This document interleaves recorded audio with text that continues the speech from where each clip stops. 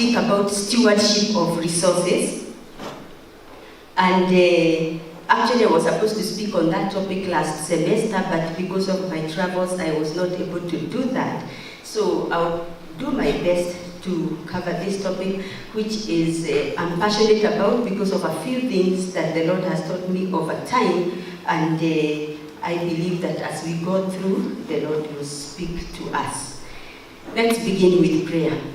Father, we thank you that this morning you give us chance to think through your word on what you would have us do with regards to stewardship of resources, and specifically economic resources, even as we think about how we address the issue of poverty in our country, in our continent, and in the nations of the world. We thank you that you are able to transform us and to use us as agents of transformation, so that what you continue to do in us, you will also continue to accomplish through us, even in other people. We thank you for the name of Jesus, for the cause of the gospel that will continue to be proclaimed through what you do in us. So thank you that you are with us and you are going to speak to us, for we pray in Jesus' name. Amen.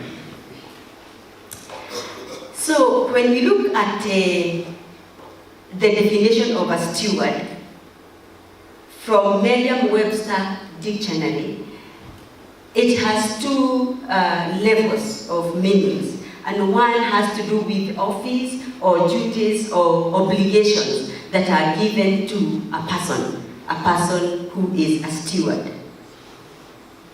And also, the second one has to do with different verbs of what a steward can do. So it could be an office, and it is also an activity. Conducting, supervising, or managing something. So when you are given something, you are entrusted to manage something, then you are being given the work of stewardship, and then you are a steward. In Luke chapter 12, verse 42, Jesus gives a parable concerning a faithful and wise steward.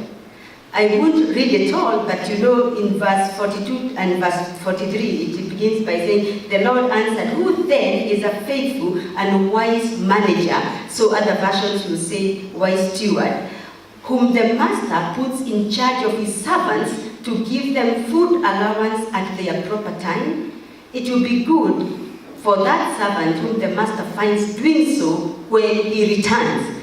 And so here there is this parable of somebody given stewardship over a household, taking affairs of people and how the household will run when the master is away. Of course, we know in that parable, we know that Jesus depicts a picture where such a steward may decide to neglect duty and indulge in drinking and just pleasure, personal pleasure, and neglect their duties, and they will face many beatings, according to what Jesus said. 1 Corinthians 4:4 says, that is Paul writing to the Corinthians, this is then how you ought to regard us, as servants of Christ, and those entrusted with the mysteries God has revealed. So, Paul is trying to tell the Corinthians that him and his colleagues that are preaching the gospel are stewards of God's mysteries that have been revealed. Then verse 2, it was 1 Corinthians chapter 4. It's verse 1 and verse 2. Now it is required that those who have been given a trust must prove faithful. So a steward is expected to be faithful. And I remember Jesus saying in another place that if somebody is not faithful in what is somebody else's, then who will make them faithful in what is their own? So it can be stewardship of different things, difference of how stewardship of people, of resources, of different things. Now, we are all here, and we have been called by God to be stewards of different things, and in all our various facets of lives, we are stewards of different aspects of things that we do. For students, you are here, maybe those who are the graduates, your fees has been paid by maybe the government, maybe your parents, maybe yourself, and you must practice and exercise stewardship because that resource is being used and it must bring its returns. For those of us who are working, we have also been given stewardship. I am a dean, and I am overseeing 14 staff members. So I have that level of stewardship because of the people I'm overseeing, but we also have part-timers, and at every given semester we could have staff of 30, 40, depending on the number of courses we are offering. And in that level, I am a steward. But then, all of us, we have one commodity. All of us, we have 24 hours in a day, and we are stewards of time. We must be good stewards of time. We have different kinds of resources. They could be economic, and they could be environmental. God has given all of us resources that we are called to be steward of. In fact, the whole essence of creation, when God created male and female, He created them so that they can manage the earth that He created. And in that sense, by the very nature of creation, we are created to be stewards of God's creation. So, there is no one here among us who can say, I have nothing to manage.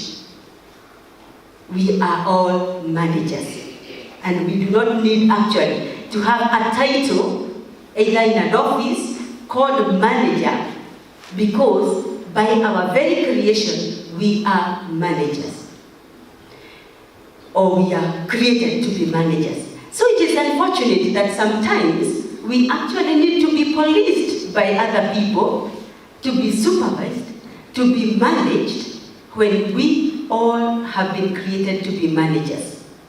So, as I talk to us today, I want us to imagine, to have that image of God's creation before the fall. Before the fall brings different aspects of sin and different levels in which sin affects us, so that many times we do not exercise stewardship. And many times, instead of being stewards, we are being stewarded. Instead of being managers, we are being managed. And sometimes we become very hard in being managed. We become difficult.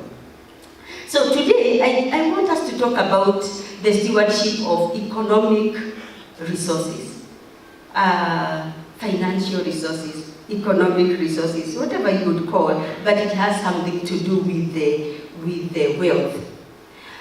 According to the Kenyan demographics in the census that was just done last year, in August 2019, we have in Kenya a population of 47.6 million people, and 17.8 million in learning institutions, 11.6 million left school after completing, 6.9 million left school before completing.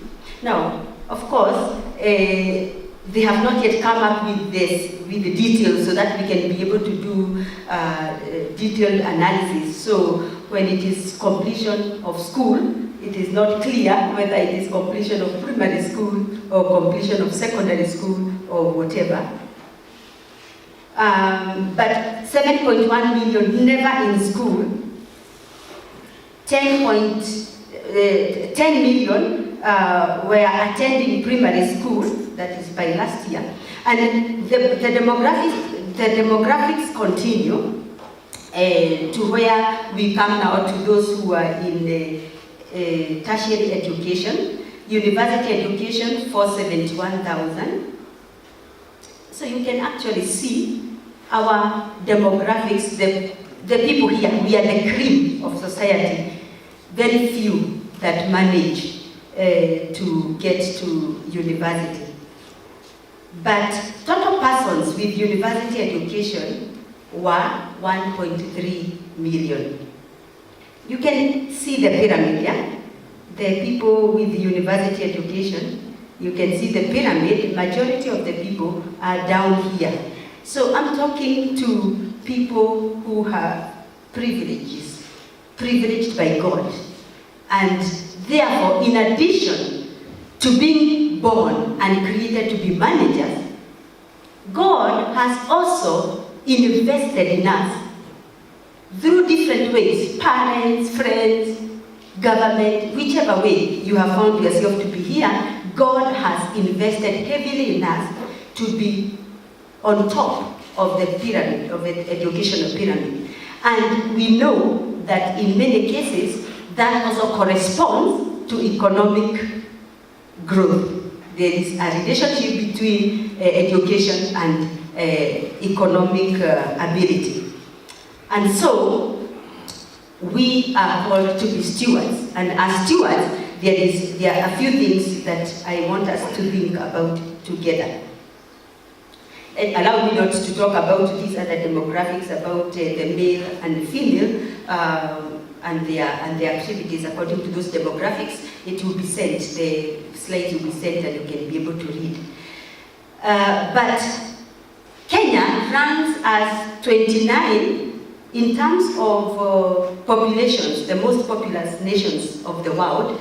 Kenya ranks as 29 out of about 140 countries. But over 36.1% of our population lives below the poverty line. And that the poverty line was defined as living beyond about 1.9 or $2 per day. 200 shillings, what can 200 shillings do for us in a day? So we have 36.1% living below that line, and this is according to the prices of 2011. This number, the global poverty line was set according to the prices of 2011. So now we are 9 years after, and you know how inflation in Kenya has been. Now, when I'm talking about Kenya, you may have come from Nigeria, from West Africa, other Eastern African countries, Central Africa. Just think about your country and how the demographics look like. And the level of poverty that we see in our world today is actually so bad that it is a reason for stunted growth in many areas. Even one of the reasons why we have problems of having people afford university education, it is the same reason. Because if people are not affording food, how will they be able to afford education? And you find that education, you see, there is this formal education here, but you find that even at the levels of education, like in the church we also need to educate people, yeah? We need to educate people so that people can learn their God-given mandate so that they can be able to live according to their full potentials. But there is no training, whether it is formal or informal, or non-formal, whether you're having refresher courses or you're having seminars or conferences out there in the church, there is nothing that we can do without cost. And so many people miss out from education because they cannot be able to afford. So today we are having a lot of unemployment. And so if you look again at the rank of Kenya, you have about 40, we are number 41 among the highest number of people living below the poverty line. And so when you come to the youth, there is unemployment. And the face of poverty today in Kenya, you can be described by the youth, children. In fact, among the people living in extreme poverty in the world, they say 75% of those people are in sub-Saharan. They are in our part. 75% of people living in extreme poverty. That below poverty line.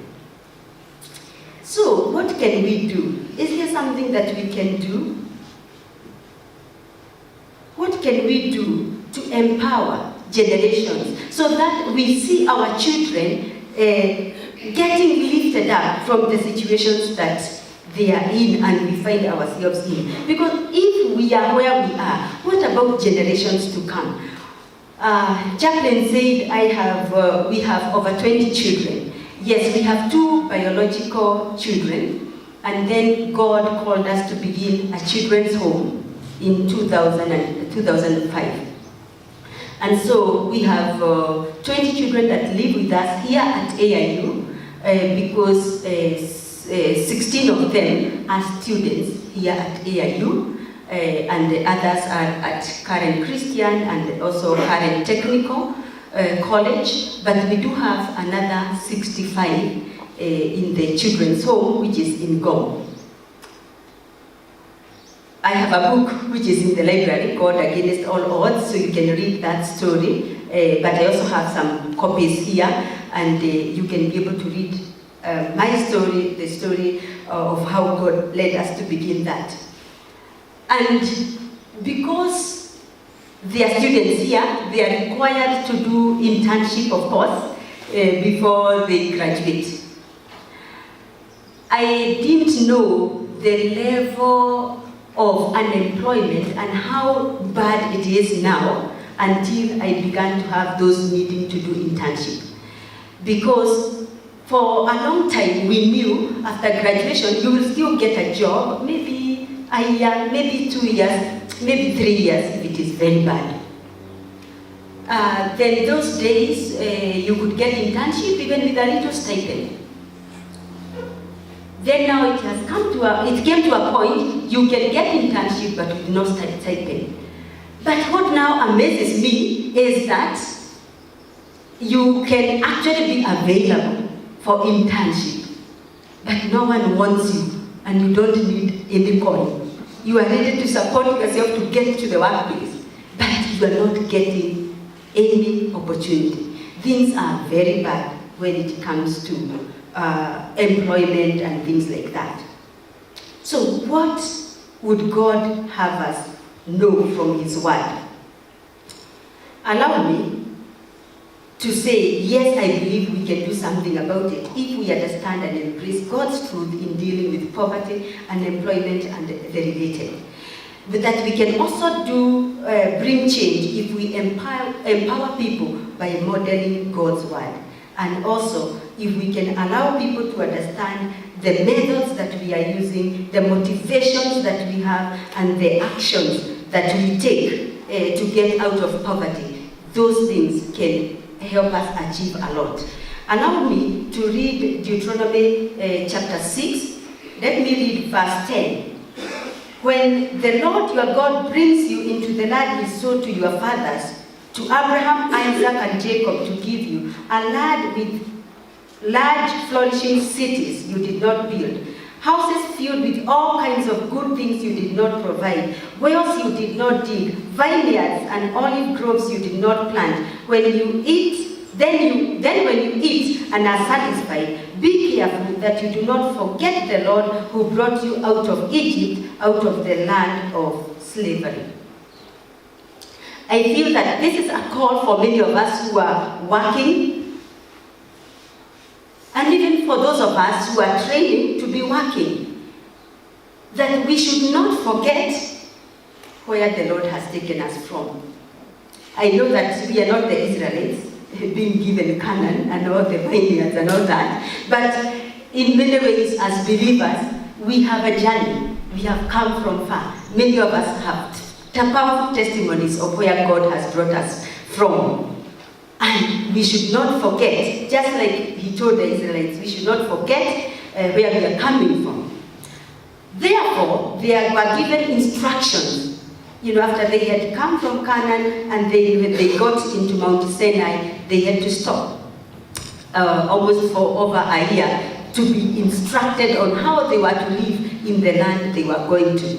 And in Deuteronomy, Moses reminds them, because now it has been a number of years since Sinai, they are about to enter into the land they are going to, and Moses reminds them the instructions of the Lord. So they are given about, there is this year, the year of cancellation of debts. And that passage teaches how God would have people, I believe, deal with poverty or the poor among them. Let me read quickly. And don't worry, because I will not say much, because the word of God says a lot for itself if we follow.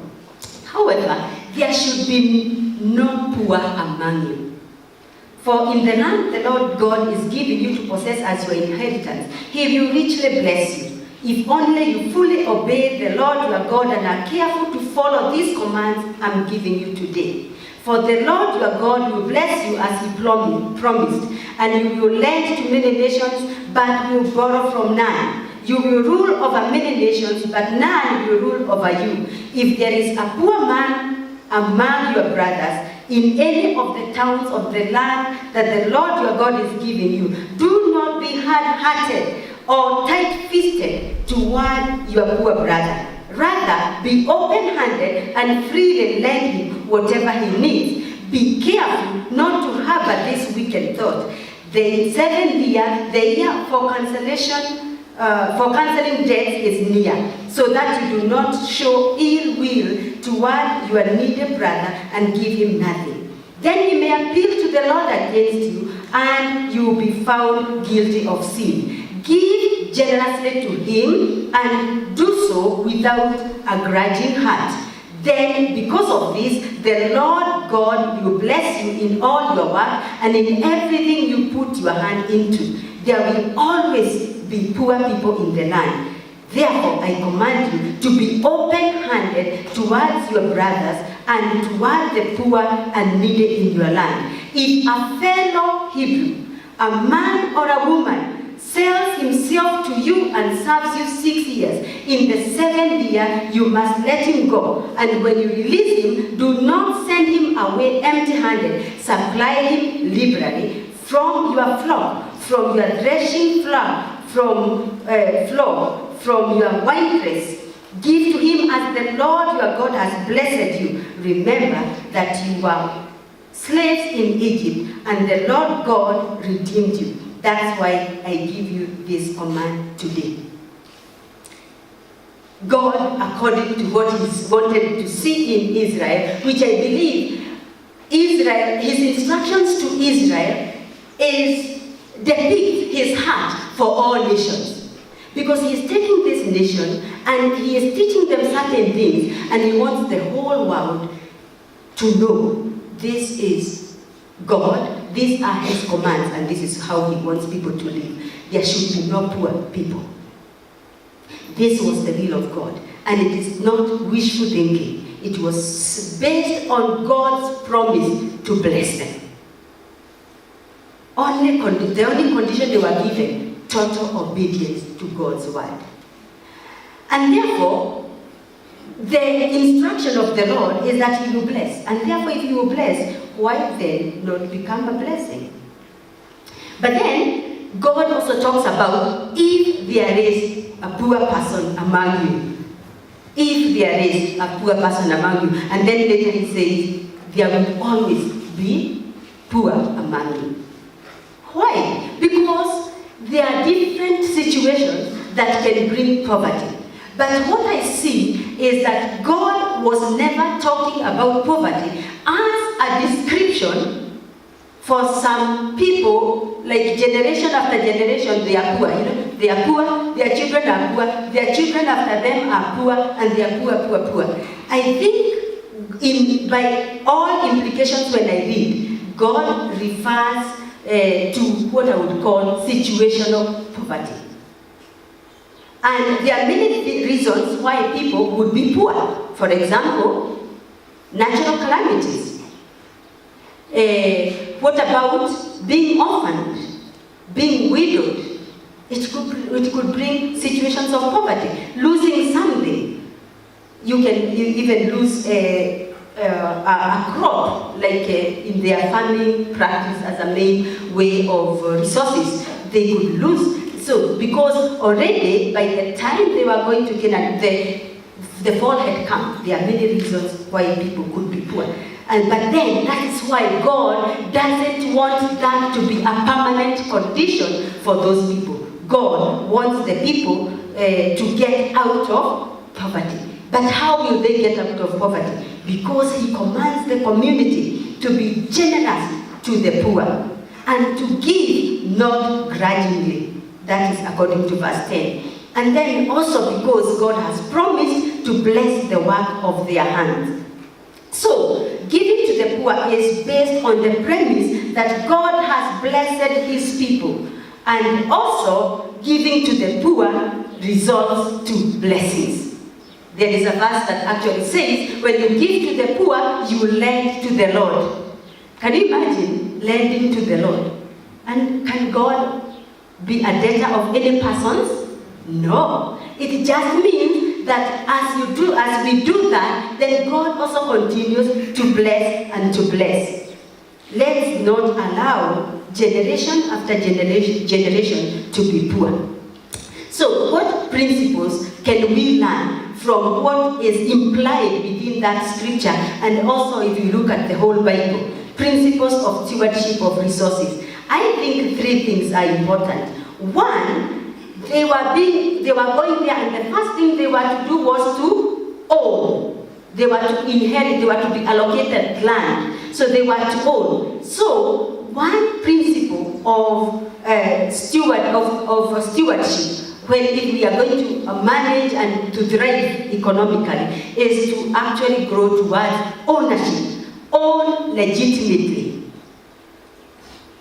But then they are supposed to be working on that land, and they are supposed to be producing, and therefore they are supposed to be earning. So earn diligently.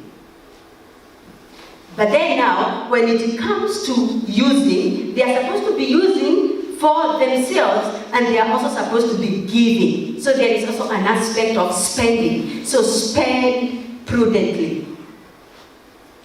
Okay. So I will not be able to explain each of them, but let me say that if you are here and you are already working and you do not own, whether it is land, house, you do not have assets. In other words, when you look at what you have, you can only talk of liabilities. There is an answer, because it is in God's will for us not to be in perpetual poverty, for us not to be in extreme poverty. It is in the Lord's will for people to own. And therefore, God being a provider, I know that He can provide for us. If you are here, you do not have a job, because either you are a student or you actually have been looking for work and you have come back to school because you are not getting a job. It is God's will, it is in God's will for us to earn.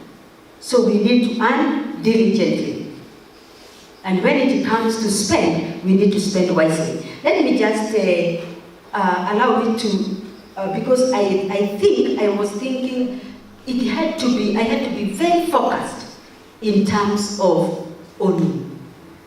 And also talking with my husband, and now bringing him into my vision, so that we can pray that God would provide land. So finally, God provided land and then provided a house. You can go down to pictures. So that is about ownership. How did God provide? We started investing in a circle. In a circle, circles are the best places you can get the cheapest loans. By all means, avoid bank loans. By all means, try as much as possible to avoid bank loans. Because circles, because of the reducing balance, they offer you better loans. So if you are not in the AIU circle, join it. And so through the circle, we were able to get and then, okay, now this one, I wanted to talk about many things. And I knew today I will have a challenge of time because I knew that I wanted to talk about many things. But I wanted to talk about other things that we have done in ministry, including starting a school in Mathare North called Tumaini School. So, and that is the school. Just go down, I will show you the house. That is Tumaini School again. Okay, now that is our first house, by Grace, which is now by Grace Children's Home. So now you do all this and then you own. And then, oh, now I am an owner. I own land and I own a house. Then God calls to ministry. God calls to invest, now not in land, but in lives, in children. A children's home. And how much income are they going to give you from that investment? Remember, I'm Kikuyu woman, and I am double maths major.